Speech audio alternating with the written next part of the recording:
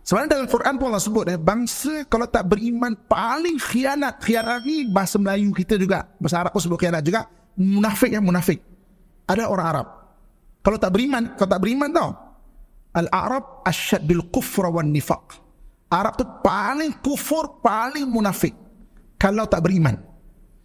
Kalau beriman, maknanya nature dia tu khianat, orangnya khianat orangnya.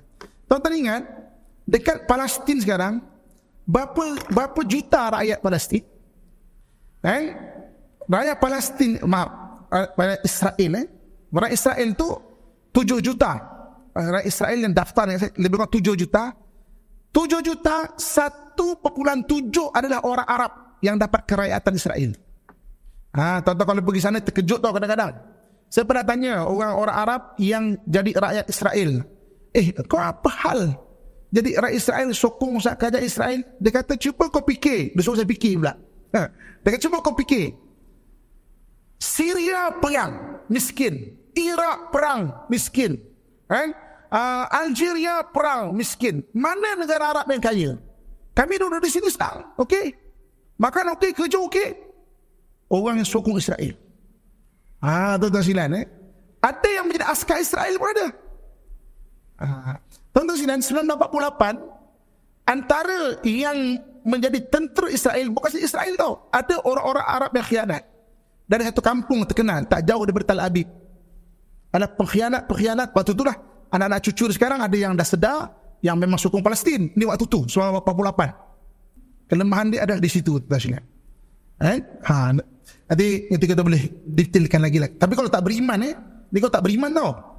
Kalau tak beriman. Kalau beriman, Masya Allah, banyak para wali yang lahir daripada bangsa Arab.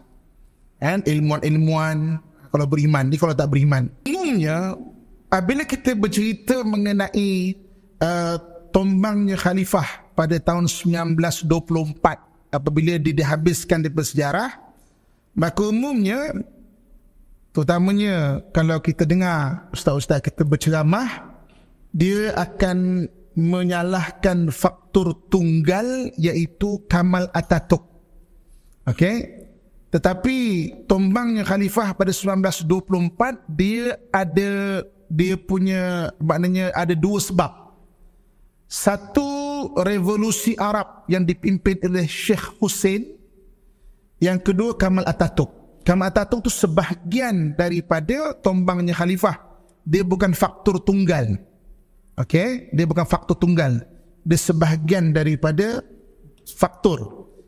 Dia ada dua. Satu iaitu maknanya Kamal Atatürk tu, yang keduanya iaitu revolusi Arab. Okey, saya nak cerita dulu revolusi Arab. Jadi awal kurun ke-19, berlaku Perang Dunia yang pertama. Perang Dunia pertama kan 1914, Perang Dunia pertama. Waktu itu, tuan-tuan sekalian, negara-negara Nasrani ni memang dia nak menghapuskan negara Islam. Okey, jadi saya kan cerita pada kelas yang lepas, bangsa yang paling faham bangsa Muslim ni siapa? British, paling faham tentang bangsa Muslim. Selepas mereka kalah dalam peperangan salib bersama Salahuddin Al-Ayyubi pada 1187 Masihi. 1187 Masihi itu British buat universiti pertama di Universiti Oxford ketika itu. Lepas kalah perang salib 1187 itu dia buat universiti kedua, Cambridge. Okey, di ketika Universiti Islam ajarkan ilmu-ilmu mengenai kehidupan, ilmu sains dan sebagainya, ilmu agama, mereka fokus kepada orientalis. Orientalis ni maknanya satu grup mempelajari mengenai bangsa-bangsa Muslim, mempelajari macam mana cara mereka berfikir, macam mana nak kalahkan mereka daripada dalam.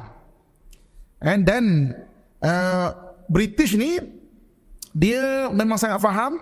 Dia wujudkan grup orientalis ni. Dia kaji semua bangsa Muslim. Semua bangsa Muslim, orang Arab ke, orang Parsi ke, orang India ke, orang belah Eropah ke, hatta bangsa Melayu kita.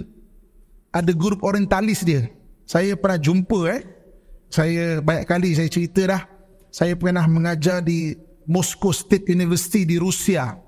Saya pernah duduk di sana, mengajar di sana. saya jumpa grup orientalis yang berada di sana tu. Kan? Memang tak pernah datang tanah Melayu fasih cakap Melayu. Maknanya wujud lagi grup ini. Wujud lagi grup. Tuan-tuan jangan ingat tu dah habis kurun ke-11. Wujud lagi grup ini. Saya baik dengan pesyarah dia. Dan sebab saya pesyarah jemputan di sana, saya boleh masuk perpustakaan bertanda merah. Pustakaan bertanda merah ni pustakaan rahsia dia. Hanya pesyarah aja boleh masuk. Kebetulan saya mengajar di sana. Di sana ada 13 manuskrip Melayu yang tak ada kat mana-mana tempat. Hatta di Leiden ke, dekat British Library ke, tak ada. 13 manuskrip Melayu. And termasuk undang-undang bertulis bangsa kita Melayu. And saya tengah buat PhD, masih lagi diajar. Orang Melayu ni tak ada undang-undang bertulis. Undang-undangnya adat daripada mulut ke mulut. Datang Islam barulah ada undang-undang bertulis. Tapi saya tengok undang-undang bertulis bangsa kita Melayu sebelum kedatangan Islam. And siapa yang tulisan ni tulisan aksara, tulisan macam tulisan Thailand tu, tulisan Sanskrit lah. Siapa yang mencuri didenda 2 tahil emas. And maknanya kurun ketiga lagi. Kalau sebuah bangsa dah ada undang-undang bertulis, dia bangsa tu maju dah sebenarnya dah. Tapi orientalis ni memang dia nak tipu sejarah biar kita ni lemah semangat. Saya dah cerita kan kenapa tujuan dia diubah sejarah biar kita lemah semangat. Sebab Nabi SAW menyebut di akhir zaman yang akan menyemarakkan kebangkitan Islam adalah anak-anak sebelah timur. Suka ke tak suka, kita anak-anak timur. Sebab itu sahabat lepas Rasulullah wafat berusaha mengislamkan tanah-tanah timur. Dia berjaya mengislamkan 2 laluan besar timur. Satu spice route, satu lagi Silk route. Laluan rempah dan laluan sutera. Laluan rempah dan sutera semua Islam dan Sudan. Kita anak-anak timur. Dan sebab tu mereka ubah sejarah. Supaya apa? Supaya kita tak tahu, kita lemah, jati diri kita pun hilang, kita pun tak tahu dan sebagainya. Kan pepatah Melayu ada menyebut kan, kalau mahu merosakkan buah-buahan, rosakkanlah kulitnya. Kalau mahu merosakkan tumbuh-tumbuhan, rosakkanlah akarnya. Kalau mahu rosakkan sebuah bangsa, rosakkanlah sejarahnya. Jadi maknanya mereka angkut buku-buku kita, mereka tulis dengan cara yang tak betul. Kita ni orang Melayu lemah lah, kan? Tak pandai berniaga lah, pemalas lah dan sebagainya. Jadi balik kepada perkongsian kita tuan-tuan sekalian. Jadi British ni dia yang paling mahir dalam bangsa-bangsa Muslim ni. Sebab dia kalah dalam peperangan salib kurun ke-11 tu, kurun ke-12 tu. Dia dapat satu benda. Dia kata orang Islam tak boleh nak dikalahkan dengan senjata. Sebab dalam Islam ada modul, ada satu modul mencintai akhirat lebih daripada mencintai dunia, mencintai kematian lebih daripada mencintai kehidupan. Modul ni tak ada siapa boleh lawan. Kita orang Islam, kita kan hidup kita jelas akhirat, dunia ni sementara. Benda ni kalau perang tuan-tuan sekalian, tak ada siapa boleh lawan orang yang perang nak mati. Sebab bagi kita mati itu satu permulaan hidup yang lain. Oh tak boleh. Itu yang dia cuba rosakkan, maknanya dia berdalam. Okey. Jadi balik kepada perkongsian kita, apa yang berlaku pada kurun ke maknanya awal kurun ke 19. Jadi British ni tuan-tuan sekalian, dia tipu tau. Dia tipu banyak negara-negara Islam dengan perjanjian. Kalau tuan-tuan baca sejarah, British lepas peperangan salib, dia jarang sangat ada peperangan secara bertembung. Tak ada. Orang Belanda tak faham benda ni, dia lawan. Orang Perancis tak faham, dia lawan. And orang Portugis tak faham, dia perang secara terbuka dan dia tak menang dengan mudah. And British tak, dia akan elak pertempuran dengan orang Islam. Dia tipu dengan perjanjian. Sebab tu kalau kita tengok, banyak orang Islam ni ditipu dengan perjanjian. Atau di tanah air kita pun. Dan perjanjian dengan raja-raja Melayu kita, kesultanan kita. Dalam diam-diam, dia buat perjanjian Anglo-Dutch 1824. Bahagikan tanah Melayu ni, satu pada Belanda, satu pada British. Begitu juga dekat tanah-tanah Khurasan. Tuan-tuan nanti catatkan Durand Agreement. Duran tu nama orang, Durani. Durani itu nama satu orang pahlawan. Khurasan tu dibahagikan sebahagian pada British daripada Duran Agreement, perjanjian Duran. British dengan Duran. Begitu juga dengan tanah-tanah Arab. Jadi British dia jumpa dengan satu orang namanya Syekh Hussein. Syekh Hussein ni dilantik oleh Khalifah Uthmaniyah menjadi pemimpin di Hijaz. Hijaz ni maknanya Mekah, Madinah lah. Dia kata okey, engkau gerakkan sebab antara pemimpin-pemimpin yang paling dihormati adalah penjaga dua tanah haram. Hijaz iaitu Mekah dan Madinah. Paling dihormati lah. Banyak lagi pemimpin kecil yang lain. Jadi dia kata gini, engkau gerakkan revolusi Arab. Ajak semua orang Arab menentang kerajaan Uthmaniyah. Semua orang Arab menentang kerajaan Uthmaniyah. Tombang jadi khalifah, aku akan lantik kau, wahai Syekh Hussein, menjadi khalifah baru orang Islam. Buat perjanjian. Maka Syekh Hussein, dia tak perasan dia ni sedang dealing ataupun buat perjanjian dengan British. British dia memang pandai. Dia sudut memahami cara berfikir orang Islam. Dia takkan perang terbuka orang Islam. Jarang sangat, tuan-tuan sekalian. Bacalah sejarah. Selepas Richard the Lionheart kalah dengan Salahuddin Al-Ayyubi, dia tak berani nak berperang secara bertembung ni orang Islam ni. Okey. Jadi dia pun buat perjanjian. Maka Syekh Hussein pada 1916 digerakkan revolusi Arab menentang kerajaan Uthmaniyah. Seluruh orang Arab terpengaruh dengan ajakan Syekh Hussein. 1916. Dalam waktu yang sama, 1917, British dia buat perjanjian Balfour nama dia. Dia tak beritahu ni kepada Syekh Hussein, kalau kita berjaya tombangkan kerajaan Uthmaniyah, tanah di Palestin kita akan bagi penempatan untuk orang Yahudi. Dia buat perjanjian Balfour. Tuan-tuan tulis, catatkan perjanjian Balfour. Nanti baca. Dan kelas ni kita cerita secara maknanya umum dia. Tuan-tuan nanti kaji balik barulah kalau ada kelas akan datang kita lagi sedap untuk berbincang ataupun berdiskusi. Jadi tuan-tuan muslimat sekalian, 1916 perjanjian Balfour. Dalam waktu yang sama, British berbincang buat agreement dengan Perancis tanpa pengetahuan Syekh Hussein. Nama perjanjian tu Sykes-Picot. S-Y-K-E-S Sykes-Picot, P-I-C-O-T. Sykes-Picot Agreement. Apa perjanjian Sykes-Picot ni? Kalau berjaya tombangkan Uthmaniyah, sebahagian tanah Uthmaniyah British ambil, sebahagian Perancis ambil. Dia diam-diam. Dan dia nak kalahkan Uthmaniyah ni, tawan negara Uthmaniyah, sampai negara Uthmaniyah langsung tak ada negara. Target dia adalah Konstantinopel. Dan ambil balik Konstantinopel yang telah ditukar namanya sebagai Istanbul oleh Sultan Muhammad Al-Fatih. Sultan Muhammad Al-Fatih kan waktu dapat tawan Konstantinopel, dia tukar nama bandar Konstantinopel tu dengan Istanbul, Islam untuk selama-lamanya. Dalam dunia ni tuan-tuan sekalian, ada dua bandar yang diberi nama Islam untuk selama-lamanya. Satu Istanbul, satu lagi Islamabad. Islamabad ni Pakistan. Ketika Qaid Azam Ali Jinnah berjaya menubuhkan kerajaan Islam, diberi nama tu kerajaan Pakistan. Maka ibu negara itu dinamakan Islamabad, Islam untuk selama-lamanya.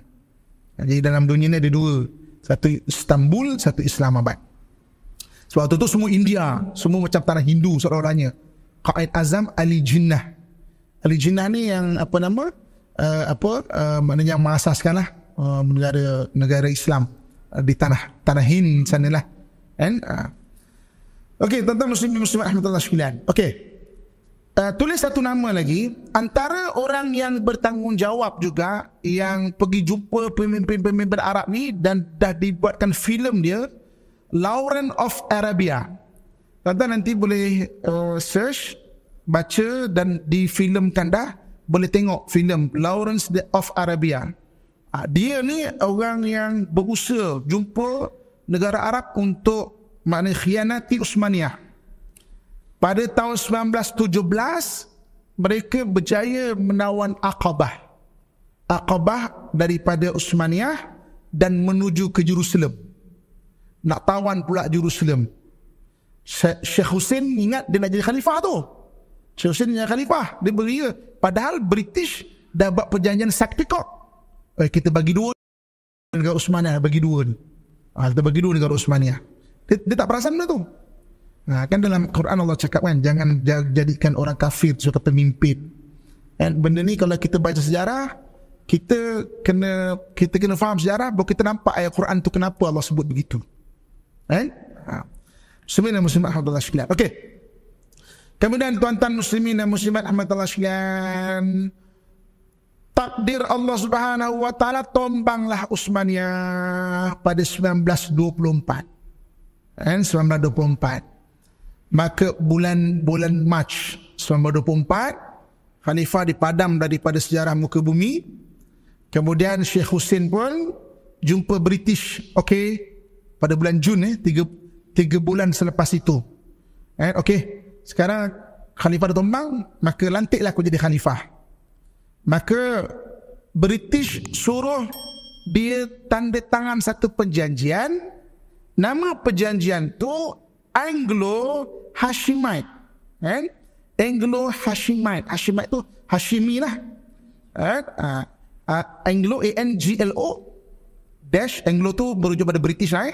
A-N-G-L-O, Hashimite, H-A-S-H-E-M-I-T-E, Hashimite. Hashim. Ada orang nama Hashim kat sini, tambah ait je belakang tu. Anglo-Hashimite. Dalam perjanjian Anglo-Hashimite 1924, baru Syekh Hussein perasan, ada benda tak kena ni. Macam-macam nak kena tipu ni. Sebab dalam perjanjian tu disebut dia kena serahkan ini, serahkan, lepas tu disuruh untuk iktiraf perjanjian Balfour 1917, nak bagi tanah kepada orang Yahudi. Jadi Syekh Hussein tidak menandatangani, tak mau tanda tangan perjanjian Anglo-Hashimite. Ataupun Hashimite, Hashimi lah, Hashimite. Tak mau tanda tangan. Kan dia kan, ingat tadi saya kata, dia adalah pemimpin di Hijaz. Maknanya pemimpin di Hijaz yang paling dihormati lah. Jadi, oleh kerana tak mau tanda tangan, maka British berbincang dengan pemimpin daripada Najd, iaitu keluarga Saud. Aku bantu kau ambil Hijaz. Keluarga Saud ni Saudi sekarang aja, dibantu oleh British, dan Saud ni pengasas dia adalah Muhammad bin Saud dan juga Muhammad bin Abdul Wahab, yang orang sebut sebagai Wahabi itu. Jadi waktu di Najd tu, Muhammad Saud ni dia nak kuasa. Jadi dia jumpa Muhammad bin Abdul Wahab, kau tolong aku, maka aku akan kembangkan kau punya fahaman. Maka dua Muhammad ini mula-mula dulu di Najd. Najd sekarang Riyadh. Najd. Maka akhirnya dia berjaya jadi pemimpin di sana. Maka British kata, okey, aku taja kau, kita rampas Hijaz. Sebab Uthmaniyah tak ada. Syekh Hussein apa je, bukan ada tentera pun. Kita rampas Hijaz. Benda yang sama dibuat kurun ke-16 ketika dia menaja wujudnya kerajaan Syiah Safavid. Safavid itu di Parsi. Nanti tuan-tuan baca kisah kerajaan Safavid. Safavid ni ditaja oleh British, sama juga ditaja British untuk lawan Uthmaniyah waktu tu. Dekat Parsi. Sekarang Iran lah. kerana parsiran. Sama modus operandi dia. Perjanjian ni dia buat perjanjian. Maka dengan pertolongan British, 1924 keluarga Saud berjaya mengalahkan orang-orang daripada Sheikh Hussein.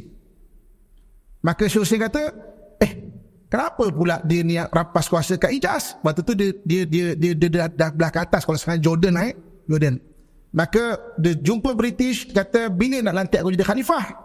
Maka British kata okey boleh, jom bawa seluruh ahli keluargamu, kita buat pelantikan di Cyprus.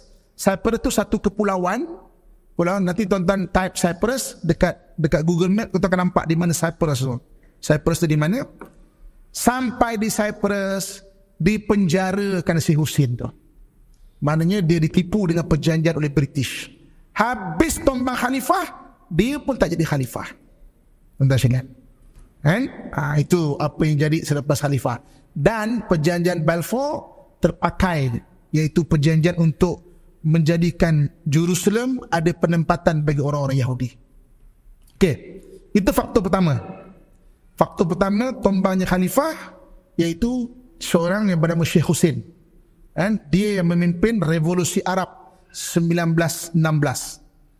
Di hujung-hujung hayat dia, tahun 1930-an, dia meninggal tahun 1931, dia rasa bersalah sangat. Dia kata, boleh tak aku nak lawat Jerusalem 1931, sebab aku yang mimpin revolusi Arab, Jerusalem jadi penempatan orang Yahudi. Jadi maknanya kemudian dibenarkan oleh British, tapi maknanya tak sempat, meninggal dekat Amman Jordan sekarang, tapi dimakamkan dekat Baitul Maqdis. So dalam Masjid Baitul Maqdis tu, dalam Masjid Baitul Maqdis ada beberapa makam, antaranya makam Sheikh Hussein. British kata okey, tanam di sini. Jadi dia rasa bersalah sangat. Tapi ialah nasib sudah menjadi bubu. Dia pun tak jadi khalifah, keluarga dia kena penjara. Kalau tuan-tuan ada rezeki pergi ke Cyprus, boleh tengok makam ataupun perkuburan ahli keluarga Sheikh Hussein yang berada di sana. Isteri dia, anak dia, apa semua penjaga sana tu. Kena penjaga. Jangan dealing dengan orang kafir. Allah sebut dalam Quran dah, sejarah membuktikan dan tak. Okey, itu faktor yang pertama. Barulah faktor yang kedua, kita cerita mengenai Kamal Atatürk. Okey, Kamal Atatürk. Okey, tuan-tuan sekalian, saya nak cerita mengenai Kamal Atatürk ni supaya pertama tuan-tuan kena nak cuba memahami. Saya rasa kalau cerita orang kat Malaysia, kita dah lama maksudnya diceritakan Kamal Atatürk ni jahat, memang dia lah mampus khalifah dan sebagainya. Tapi kenapa rata-rata orang Turki mengkagumi dia? Ini kita cerita biar kita faham kenapa, why. Kenapa orang Turki maksudnya mengkagumi Kamal Atatürk. Ini tuan-tuan sekalian. Tuan-tuan muslimin dan muslimat rahmatullah sekalian, okey. Kamal Atatürk ni tuan-tuan sekalian, okey. Ingat tak tadi ketika kerajaan British, Perancis dan juga Rusia, dia nak tawan habis kerajaan Uthmaniyah. Waktu itu Kamal Atatürk ni menjadi panglima tentera. Dia menjadi panglima tentera. Peperangan yang terkenal adalah peperangan Gallipoli. Tuan-tuan salin, G-A-L-L-I, Gali, P-O-L-I, Gallipoli. Peperangan Gallipoli itu peperangan di mana British, Rusia dan juga Perancis serang Turki Uthmaniyah. Turki Uthmaniyah tu tak ada siapa dah. Orang Arab semuanya khianat. Tinggal dia seorang dia je. Dan dia berjaya mempertahankan Turki daripada menjadi negara yang tertawan. Sebab itu kenapa orang Turki, kita benci sangat dia, tapi dia mengagumi Kamal Atatürk. Sebab kalau dia kata bagi orang Turki, saya cerita point of view orang Turki, banyak dia tak suka. Sebab memang dia memang banyak lah. Tapi bagi dia tu, sebab Arab semua dah betray, dia tinggal keseorangan. Dan dia menang dalam perang Gallipoli itu, tuan-tuan, Gallipoli itu menyebabkan masih ada kerajaan Turki itu lagi. Kalau tidak, Konstantinopel pun dah kena tawan. Memang dalam Saktikok tu, memang dalam dia dah mana saya pikir selepas itu, tapi dia dah memang dah gariskan, kita kalahkan, kita ambil negara ni. Sebab itu kalau tetap pergi Turki tetap pelik. Asal orang hormat lagi Kemal Atatürk, kan? Sebab bagi orang Turki, dia pejuang yang mempertahankan kedaulatan Turki ketika semua orang betray kepada kerajaan Uthmaniyah ketika itu. Sebab itu kan ada satu perkataan yang terkenal. Tuan-tuan cuba salinkan perkataan ni. Jumpa orang Turki kat Mekah ke, cuba sebut kat dia. Orang Turki biasa sebut. Dia kata dia menggambar ke orang Arab ni, iman yuk tu mana tak ada, iman tak ada. Iman yuk, din mafi, din ni agama mafi pun tak ada juga. Din mafi, Arab khianat. Perkataan dia. Iman yuk, din mafi, Arab khianat. Tuan-tuan salin kan, tuan-tuan hafal lah. So kalau kelas ni tuan-tuan nak buat pada orang lain, boleh bacakan perkataan tu. Sebab memang Arab tu khianat. Tapi tuan-tuan silap, memang saya sebut banyak kali dalam kelas kita ni, sebenarnya dalam Quran pun Allah sebut, bangsa kalau tak beriman paling khianat ni bahasa Melayu kita juga, bahasa Arab pun sebut khianat juga, munafik. Ada orang Arab kalau tak beriman tau, Al-Arab asyad bil kufra wan nifaq. Arab tu paling kufur, paling munafik kalau tak beriman. Kalau beriman, maknanya nature dia tu khianat, orangnya khianat orangnya. Tuan-tuan ingat dekat Palestin sekarang berapa juta rakyat Palestin? Rakyat Palestin, rakyat Israel, rakyat Israel tu 7 juta. Rakyat Israel yang daftar lebih kurang 7 juta. 7 juta 1.7 adalah orang Arab yang dapat kerakyatan Israel. Tuan-tuan kalau pergi sana terkejut tau kadang-kadang. Saya pernah tanya orang-orang Arab yang jadi rakyat Israel, kau apa hal jadi rakyat Israel, sokong kerajaan Israel? Dia kata, cuba kau fikir. Dia suruh saya fikir pula. Dia kata, cuba kau fikir. Syria perang, miskin. Iraq perang, miskin. Algeria perang, miskin. Mana negara Arab yang kaya? Kami duduk di sini sekarang, okey? Makan okey, kerja okey. Orang yang sokong Israel. Tuan-tuan silan, ada yang menjadi askar Israel pun ada. Tuan-tuan silan, 1948, antara yang menjadi tentera Israel, bukan saja Israel tau, ada orang-orang Arab yang khianat. Dari satu kampung terkenal, tak jauh daripada Tel Aviv. Ada pengkhianat, waktu itulah anak-anak cucu sekarang ada yang dah sedar, yang memang sokong Palestin. Ini waktu tu, 1948. Memang ada khianat. Sebab tu kalau saya dengar satu orang kalau berceramah yang dia kata, orang Melayu ni pengkhianat lah apa semua. Saya kata khianat tu adalah nature manusia. Ramai ada orang kepentingannya jadi munafik, jadi khianat. Memang itu manusia punya nature. Tapi bukan Melayu. Melayu dia punya kelemahan bukan itu. Dia ada kelemahan yang lain. Yang betul-betul khianat dia adalah Arab. Kelemahan dia di situ. Kelemahan dia ada di situ. Nanti kita boleh detailkan lagi lah. Tapi kalau tak beriman ni kau tak beriman tau. Kau tak beriman. Kalau beriman, Masya Allah, banyak para wali yang lahir daripada bangsa Arab. Ilmuwan-ilmuwan kalau beriman. Ni kalau tak beriman. Muslimin subhanahu sekalian, memang keringnya hati dia. Tuan-tuan sekalian, apa beza? Okay, saya tuan-tuan sekalian,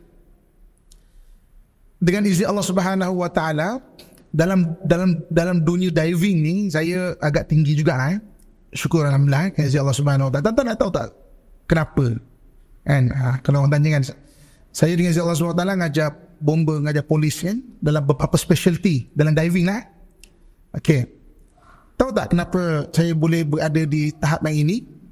Rahsianya adalah kerana saya sentiasa merasa bodoh dalam diving. Saya tak pernah rasa pandai. Sebab tu saya terus belajar dan tak pernah berhenti belajar dalam diving. Tiba-tiba dah, boleh sampai tahap macam ini Itu rahsia nak belajar kalau tuan-tuan, kalau nak saya kongsikan lah. Jangan pernah rasa pandai. Mimani la yata'allamani, kata ulama. Dua golongan tak akan dapat ilmu. Satu al-mutakabbir, orang sombong, dia rasa dia pandai kan. Satu lagi al-mustahi. Al-mustahi merujuk kepada orang malas.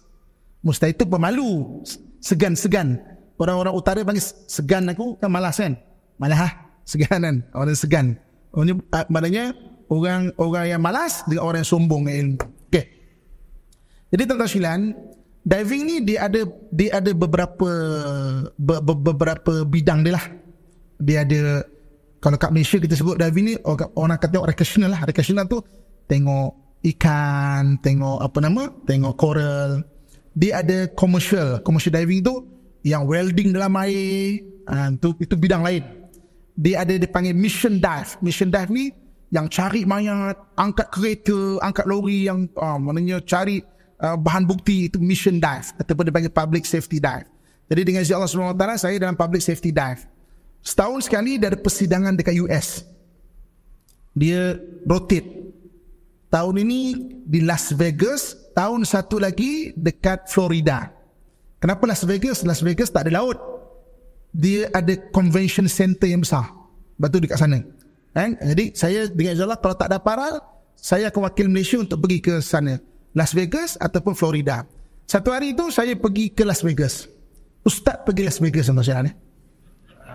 Jadi rutin saya adalah pagi saya pergi seminar, balik saya akan makan, saya rehat tidur. Itu rutin saya. Rupanya rutin saya ni diperhati oleh instruktor yang lain tau. Jadi hari-hari akhir tu, jadi saya tengah makan dekat Muhammad. Dia panggil saya Mo. Sebab nama kita orang Melayu Muhammad, orang panggil Mat. Okay?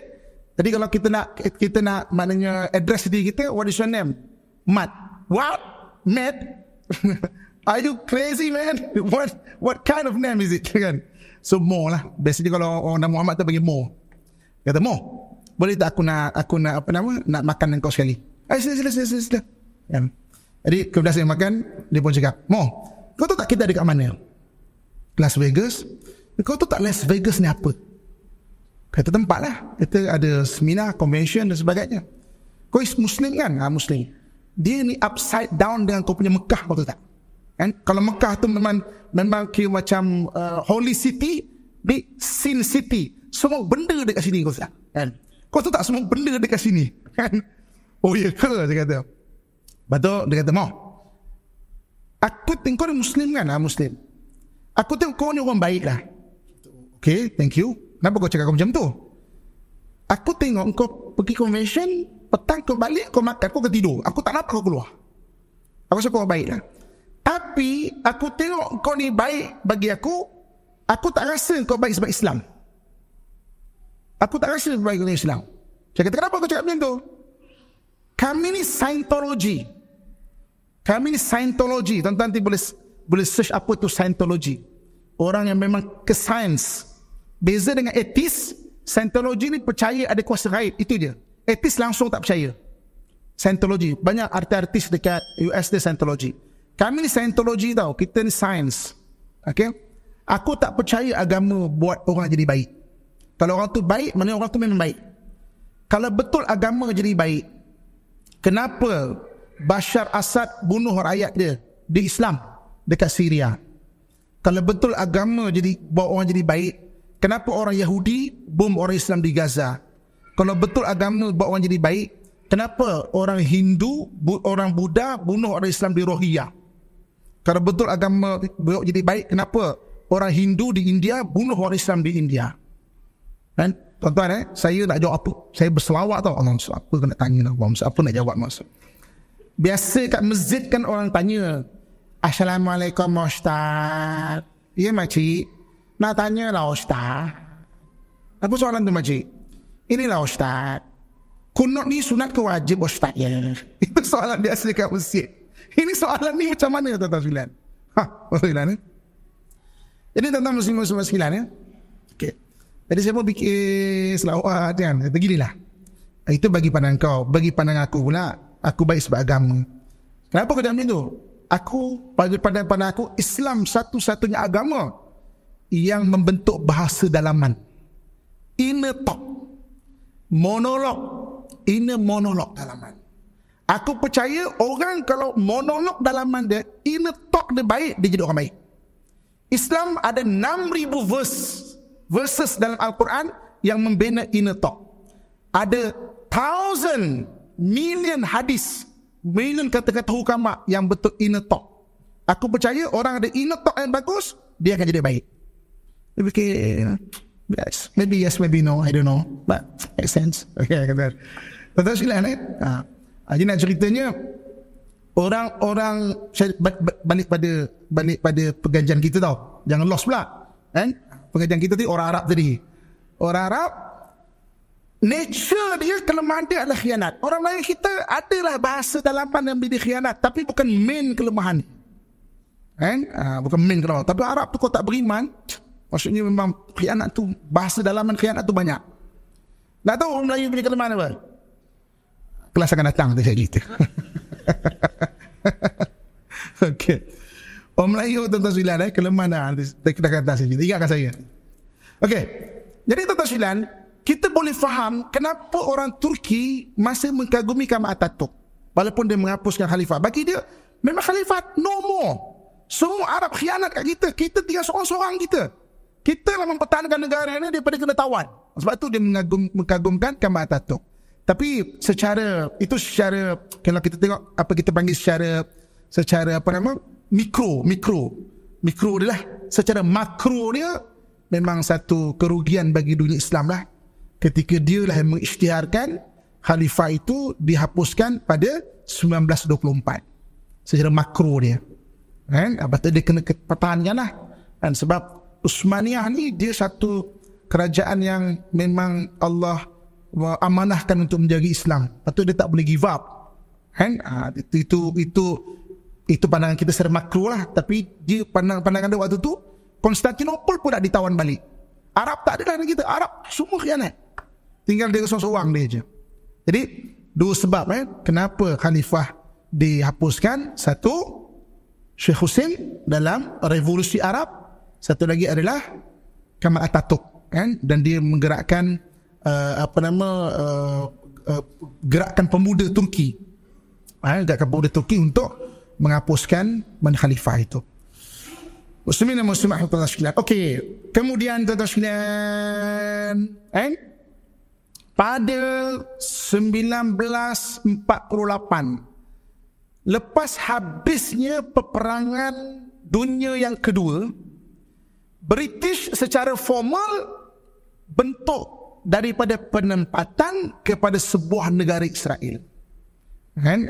Saya dah cerita macam mana orang nak buat sebuah negara, dia kena dapat pengiktirafan negara-negara besar. Dulu orang nak buat negara, dia kena pengiktirafan negara besar. Contoh, kata kita di Bangi ni kita kata kita nak buatlah negara Bangi, Darul Salam contoh.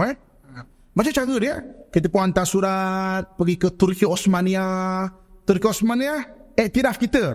Hantar surat pergi ke negara China iktiraf kita sebuah negara. Selepas Perang Dunia Kedua, negara nak jadi sebuah negara kena pengiktirafan United Nations ataupun PBB.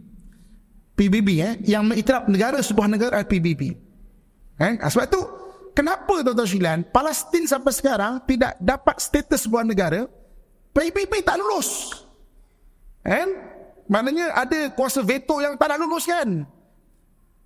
Negara Israel 1948 sekejap je lulus sebuah negara itu. Maka tuan-tuan sekalian, ketika 1948 dipanggillah seluruh orang Yahudi yang berada di seluruh dunia untuk datang ke Israel. Jadi orang Yahudi ni umumnya dia ada 4 jenis. Tuan-tuan salinkan nama dia. Orang Yahudi umumnya dia ada 4 jenis. Satu dipanggil Ashkenazi. Ashkenazi. Ashkenazi. K-E-N-A-Z-I. Ashkenazi. Yahudi Ashkenazi. Yahudi Ashkenazi ini adalah Yahudi daripada Eastern Europe. Eastern Europe, daripada Jerman, daripada Perancis. Ini Ashkenazi, tuan-tuan sekalian ya. Jadi Ashkenazi ini yang banyak berpindah ke US. So kalau kita bicara orang Yahudi dia kat US, Yahudi jenis Ashkenazi ini. Okay? Yang keduanya iaitu dipanggil Sephardic. Sephardic ni orang Yahudi yang base dekat Spain, dekat Spanyol dulu. Dekat Spanyol jadi waktu tuan-tuan sekalian, antara negara yang Yahudi baik duduk ni antaranya adalah Eastern Europe dulu, kemudian Eastern Europe dipanggil Ashkenazi, kemudian Sephardic. Sephardic ni yang daripada mana Spain. Daripada Spain okey, kita tahu kan Spain ni maknanya negara Islam lah. Andalusia negara Islam dulu ni kurun ke-14 Jadi tuan-tuan sekalian negara Spain ni ataupun Spain ni maknanya merujuk kepada Andalusia, negara Islam. Jadi ketika orang Islam dapat menubuhkan kerajaan Andalusia ni 8 negeri. Dia adik kepada negeri 9 negeri kan. Dia 8 negeri.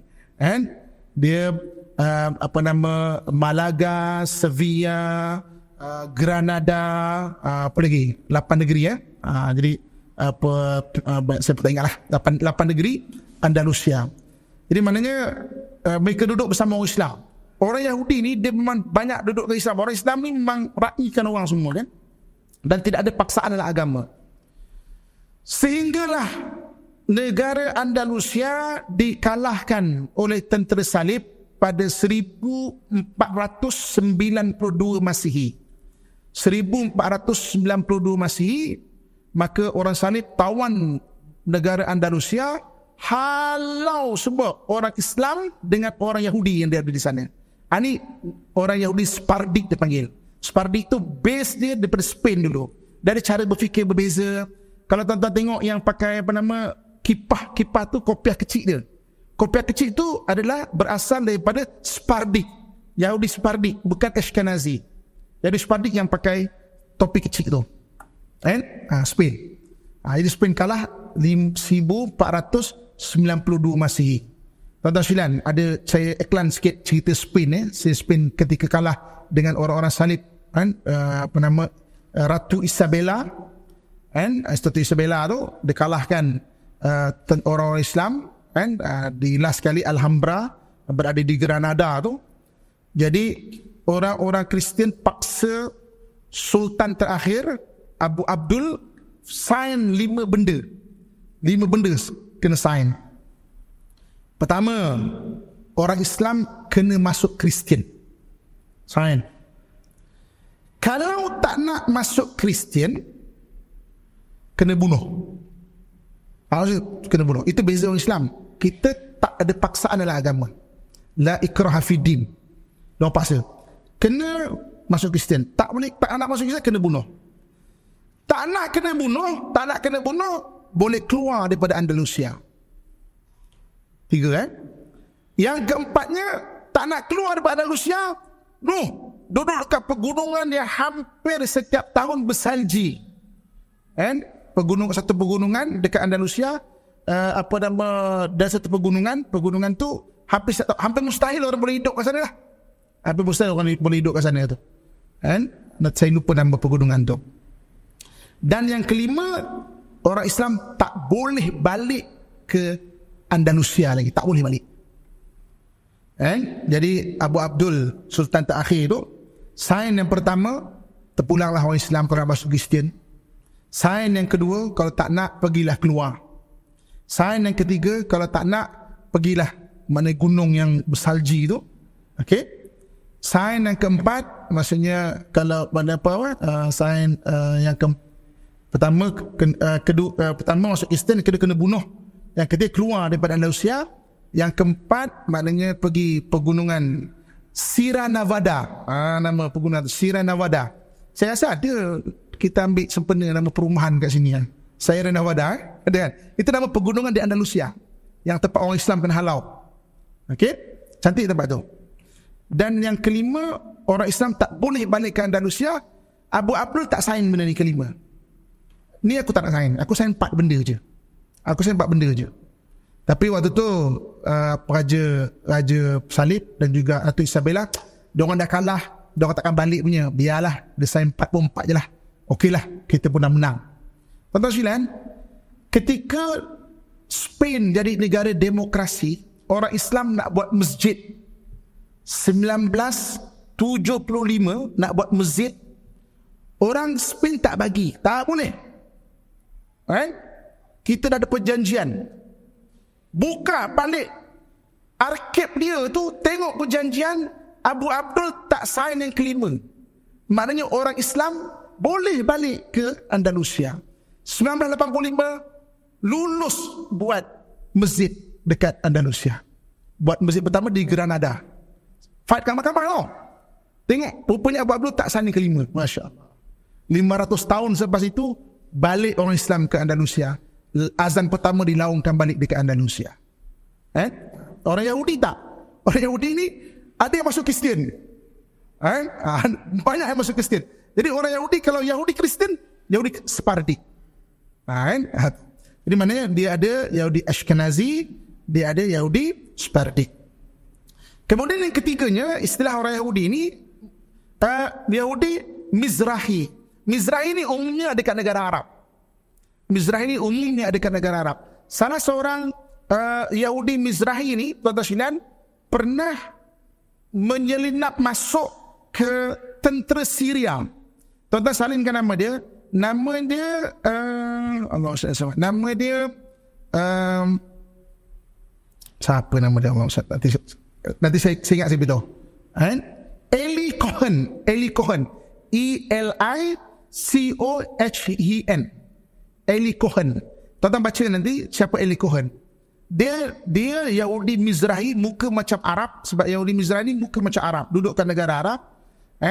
Dia menyamar jadi orang Arab, dah sampai ranking tinggi dekat tentera Syria. Dialah yang menganjurkan untuk tentera-tentera Syria ni, atas alasan pusat-pusat tentera tu biarlah ada pokok untuk berteduh. Jadi dia suruh letakkan setiap pusat tentera tu tanam dengan pokok kayu putih. Pokok kayu putih. Pokok kayu putih tu rupanya pokok kayu putih tu tanda tempat tentera. Ketika Yahudi tawan Bukit Golan tombang dalam masa 1 hari, tuan-tuan sekalian. Sebab Yahudi bom tempatnya ada nama pokok kayu putih. Tempat tentera. Tapi Eli Cohen dah kena tangkap, kena gantung sebelum tu lagi. Tapi dia rancang tu benda tu. Tu Eli Cohen tu Yahudi Mizrahi nama dia. Dan yang keempat, Yahudi ni dipanggil Yahudi Tayalisah. Tayalisah ni dalam hadis disebut. Tayalisah ni iaitu Yahudi yang asal daripada kerajaan Parsi, orang Iran. Parsi ya. Nanti kita akan cerita macam mana dia boleh berada di Parsi tu. Jadi itu dalam hadis disebut. Besok yutba'ud Dajjal akan diikut 70,000 Yahudi daripada Isfahan. Isfahan tu Yahudi Tayalisah tu lah. Isfahan. Saya, tuan-tuan sekalian, saya pernah pergi, nanti tuan-tuan boleh tengok orang Yahudi ni panggil masjid sinagog. Sinagog tu istilah masjid bagi Yahudi. Kalau Kristian kan church, kita masjid lah. Dia panggil sinagog. Okey. Tuan-tuan sekalian, tuan-tuan nanti tulis, search kat internet. Saya pernah pergi church Mula Yaqub Sinagog. Mula Yaqub Sinagog. Mula Jacob. Yaqub tu Jacob lah. Mula M-U-L-L-A. Mula Jacob Sinagog.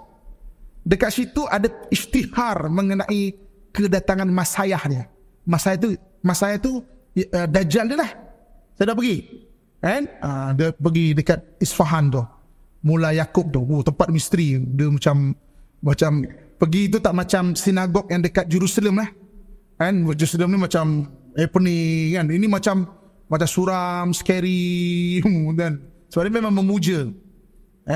Tayalisah ni Yahudi yang memang memuja. Sebab dia terpengaruh dengan ajaran Majusi yang memuja-muja dia.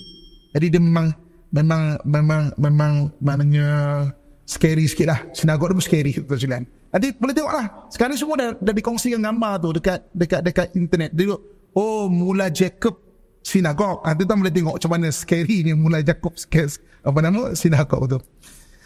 Okey, jadi 1948 dijemput ke empat jenis Yahudi ni. Sama ada Ashkenazi ataupun Mizrahi ataupun Tayalisah ataupun Sephardic ni untuk duduk datang ke Jerusalem. Itu yang beramai-ramai datang tu. Beramai-ramai datang daripada US, daripada mana-mana, tuan-tuan sekalian. Kalau US saya sebut tadi Ashkenazi, US tu banyak yang Ashkenazi tu. Jadi diorang ni dia ada mazhab-mazhab juga. Mazhab-mazhab tu juga, kan? Jadi itu apa yang jadi pada 1948. Okey, ambil lagi 2 tarikh lagi, tuan-tuan sekalian. Okey. 2 tarikh itu 1948 wujudnya negara Israel. 1967 dipanggil Perang 6 Hari. Perang 6 Hari ni orang-orang Israel berjaya menawan Semenanjung Sinai, Bukit Golan, Jordan, dan beberapa kawasan lain. Perang 6 Hari 1967. Perang 6 Hari. Itu yang saya sebut Bukit Golan tombang dalam masa 1 hari je. Sebab Eli Cohen tu dia dah tanamkan pokok kayu putih, eucalyptus, kayu putih tu, maksudnya sebagai tanda tempat tentera. Bom, habis 1 hari tombang. 1967, perang 6 hari. Tuan-tuan, nanti insya-Allah lah kita ada pameran, esok pada kelas ada pameran. Nanti saya akan cuba minta tim saya bawa duit seposen Yahudi, duit seposen dekat Israel. Duit seposen itu, tim saya ada lagi, duit seposen Israel tu ada lambang peta negara idaman Yahudi. Duit seposen mana budak-budak pun boleh pegang. Dia doktrin kan sama macam tu sekali. Budak-budak pegang tu ada peta negara raya Israel. Negara Israel ni dia terdiri daripada 6 buah negara. Mesir, sebabkan Bani Israel kan pernah dekat Mesir. Mesir, Palestin, Jordan, Syria, Lebanon, sebahagian daripada Iraq. 6 negara ni negara di antara 2 buah sungai. Sungai Nil di Mesir dan Sungai Dajlah yang berada di Iraq. Sebab tu kalau tuan-tuan tengok bendera Israel, dia bintang 6 dan 2 calit, 2 buah sungai.